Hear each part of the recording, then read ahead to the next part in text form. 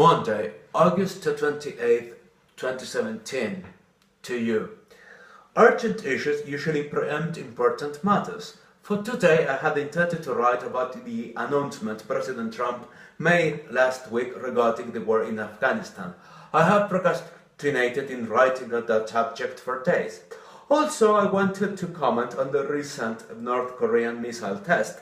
However, I will write about the Hurricane Harvey and how damaging it has been to the state of Texas, particularly the greater Houston urban area. Before anything, both my thoughts and my prayers are with the Houstonian community. This one has been a huge calamity which surpasses anyone's imagination. Local meteorologist Mr. Ryan Moye said that as of 17:30 local time UTC-5, 15 trillion gallons, 57 trillion liters of rain have fallen, and an additional 5 trillion, 19 trillion liters are forecast by the end of Wednesday.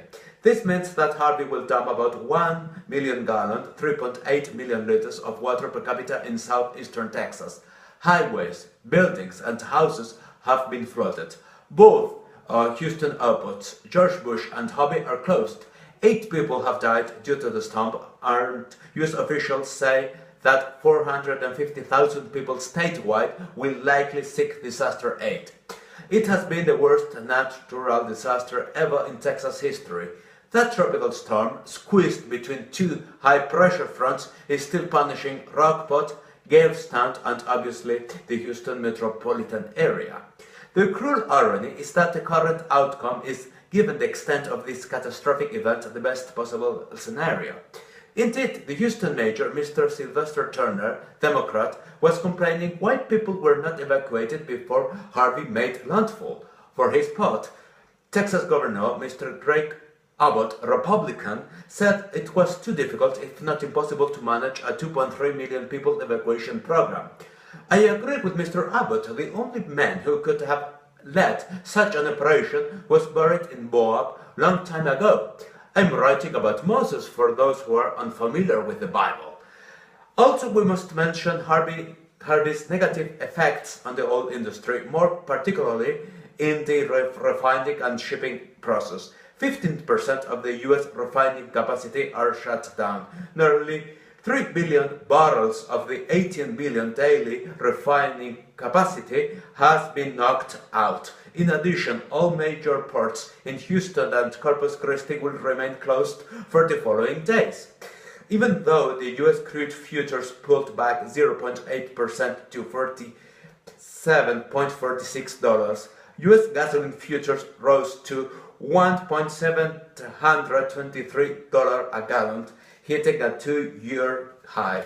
Finally, I want to warn pundits that speculating about how President Trump will deal with this emergency is a pointless exercise. Of course, to having him in Houston will be politically beneficial. However, after emergency, it comes reconstruction, and it will be a boring task. There will be some debating on infrastructure, disaster management, and the list goes on. Wall Street analysts estimated insured losses of up to $20 billion, $5 billion more than flood claims caused by Katrina in 2005. By the way, when President Obama proposed the $50.5 billion aid in 2012 after Hurricane Sandy, almost the entire Texas congressional delegation opposed it. Currently, there is only about $3.3 billion in the Federal Disaster Relief Fund. I hope that Mr. Trump may be wise enough and patient enough in negotiating with Congress on these dull subjects. Mr. Trump, your baptism of water has come.